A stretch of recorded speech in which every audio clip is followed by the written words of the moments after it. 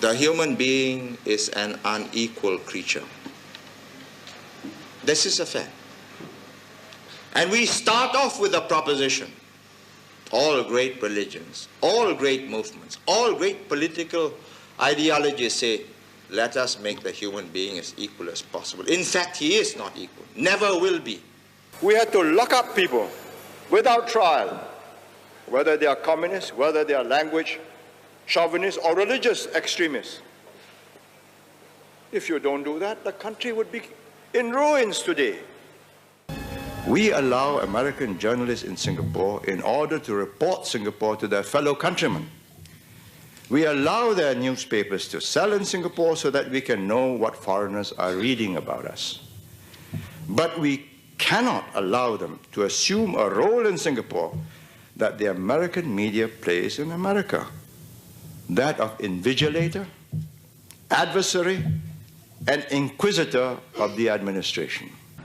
I have never believed that democracy brings progress.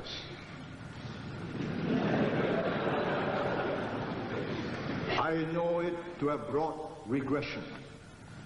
I watch it year by year, every 2 years when I meet my fellow members of the leaders of the Commonwealth.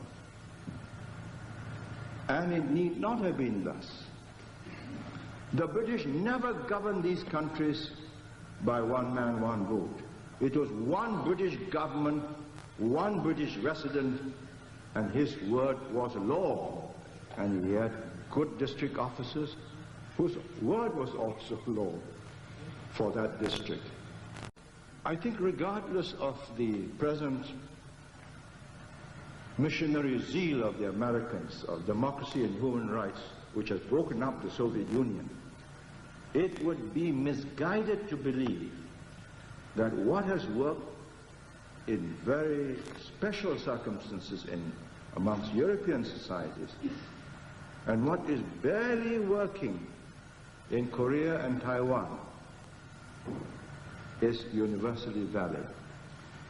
How to establish good government? Good government means a government that considers itself a trustee of the people, whether you're king, chief, or whatever.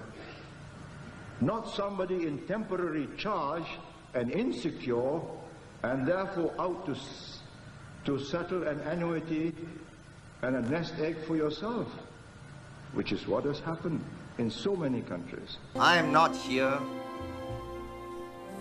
to play somebody else's game. I have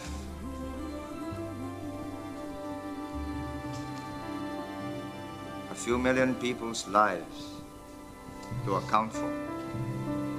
And Singapore will survive.